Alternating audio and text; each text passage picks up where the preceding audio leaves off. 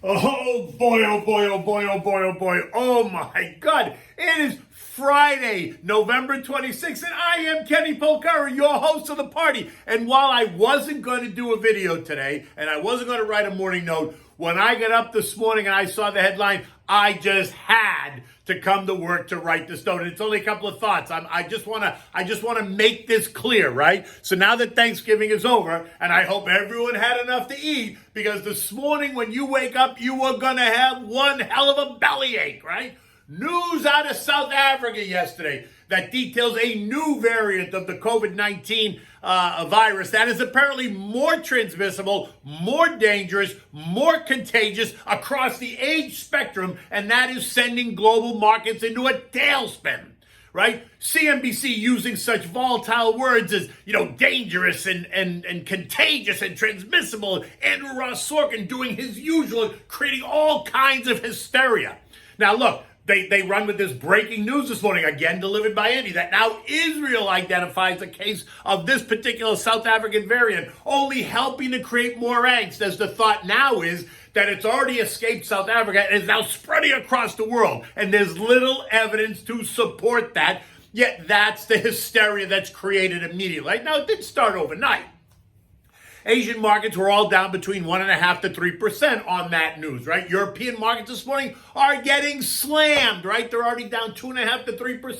The United Kingdom has already stopped flights to South Africa and other parts of Africa. The EU is considering such a move as well, bringing up the idea that the world is once again going to go into lockdown mode, where we'll stop all international flights again, banning citizens from all parts of the world from traveling anywhere. And now maybe initially that might be a correct move, but it's not reason to become hysterical. And maybe the U.S. will consider that as well, although I doubt it, until we know more. But one way or the other, let's just see what happens. Look, we've already seen Austria last week, before this news even hit the tape, that they already went into a new national lockdown over increasing cases of the Delta variant. U.S. futures this morning are getting dragged down as well. The Dow off 850 plus points or 2.5%. S&P's off 85 points, 2%. The Nasdaq down 175 points or 1%. The Russell down 100 points or 4%. The message is that the government is going to lock us down again, and that's what's creating this hysteria. Air travel, hotel, cruise stocks getting hammered, while the work-from-home name stocks are getting a new breath of life. The reopening names are naturally getting slammed as well. Drug makers like Merck, Pfizer, Moderna, and AstraZeneca are all getting a boost as the panic envelops the world, right? Yield on the 10-year Treasury swiftly fell, right? This morning it's yielding 1.5%, down from 1.67% last week. The dollar's falling 0.5%. Gold is up $30. All in this flight to safety trade as global investors wake up and realize what happened overnight. The cryptos, which many are now saying is the new flight to safety trade, is in fact not so much. Bitcoin down 8% at 53,500. Ethereum is down 10%, trading just at 4,000. And many of the other crypto names are following suit in this sell-off, risk-off frenzy, right? The news coming at us on a shortened trading day. And when many institutional asset managers are away from their desks, as I said earlier in the week, and that's leaving the algos mostly in charge. And we know what happens when that happens. It's ridiculous. Now look, just for the record, I am not buying the headlines, right? I am not in the camp that this new variant is going to change the dynamic. I am still operating under the assumption that this variant is not more deadly, nor will it not respond to a vaccine. And just to be clear, no one knows if it will or it won't yet, right? There's all this speculation, but there's no definitive answer yet.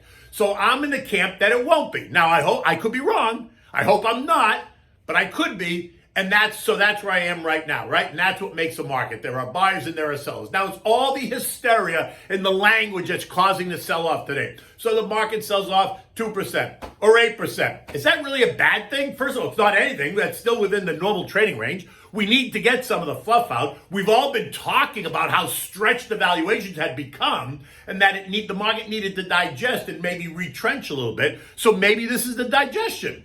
So embrace it. What will be interesting, though, is to see how fast the Fed and other central banks react to this latest headline. Is this what Jay Powell needed for cover to slow the taper and to soothe the heightened talk of rapid interest rate increases? Look, yesterday morning I was watching one of the news programs and some economist, and I'm sorry I didn't get his name, I tried to find it out, saying that he's pricing in 4 rate increases in 2022. By far the most aggressive stance I've seen. And one that I do not agree with, though, right? While I do think we're going to have 2 increases next year, I was thinking the first one might be sooner, like in May, than what the market expects, which is July. And that is what was going to be the reason that markets are going to take a hit, right? The latest headline, today's latest headline is almost a black swan event, right? It came out of left field. No one was talking about it earlier in the week or last week. So the hysterical headlines are catching investors off guard, and they're catching the algos off guard. Because remember, the smart logic algos respond to words. They respond to the language, but yet they don't really understand the intonation. And so when the algos read words like highly transmissible, new variant, canceled flights, or significant supply chain disruptions expected, they shoot first and ask questions later. How many times have we seen this? This is not, I'm going to be a voice of reason. This is not the time to panic. Sit back, read the news, look at your portfolio, take the opportunity to add to some of the defensive names that we've been talking about, or maybe even pick up some of the names that have already gotten really beaten up. Think of those work from home names, or think of some of those tech disruptor names, ones that have gotten smashed over the last week and a half. All on the idea that the speed of the taper was going to increase and that the rates were set to rise sooner than expected. And if this new variant proves to be what the headlines are suggesting, then all of the taper talk and interest rate talk is off the table. And the tapering may slow, and the talk of interest rate increases is going to get pushed back, right? But for now, that is not the case. There's been no change in Fed policy, so everything is on as scheduled. So I'm operating under the assumption that this too shall pass, and that the Fed is on target with their announced schedule, right? The Fed hasn't said anything yet, suddenly changing the tone of the narrative of the conversation. In fact, I've been saying for a while that once Jay Powell got reappointed and it was clear that he was going to be at the helm, that I thought the narrative that he was saying was suddenly going to change. And it started to change, right? It started to go from it's transitory, don't worry, we got it under control, to, oh my God, maybe it's not so transitory and we might have to move faster on a tapering. In fact, we've got a bunch of Fed officials talking about the need to maybe move faster on tapering and maybe move faster on interest rate increases. And then suddenly today, we get hit with this headline of this new variant causing markets to sell off and treasury yields to plunge. And so now you're just going to wait. We're going to wait and see what's the Fed going to say. What's the administration going to say? Is Joe Biden going to stop? Is he going to order the cancellation of flights to and from parts of the world, Africa, Europe, wherever, Asia? Or not, right? So we're going to see. In any event, this is not a reason to panic at all. It's just a reason to take a look, see where you can add new money to names that, are going to weather this storm. In any event, you can always text 21,000 to, you text the word invest to 21,000 on your cell phone to get my digital business card. It'll get downloaded right to your phone. It's got all my contact information. I'm always feel free to email me, text me, give me a call. I'm always happy to talk about the markets, ideas, thoughts, concerns.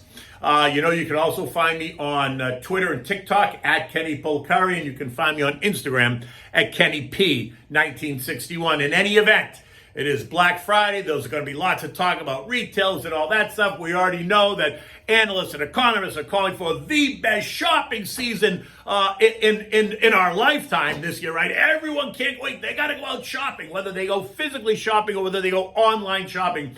But expect this holiday season to be one for the record books. In any event, the day is about to get started. The sun, as you can see, is up. It's going to be a beautiful day here. I'm going to run to the beach after the market closes, and I will see you on Monday. Take great care.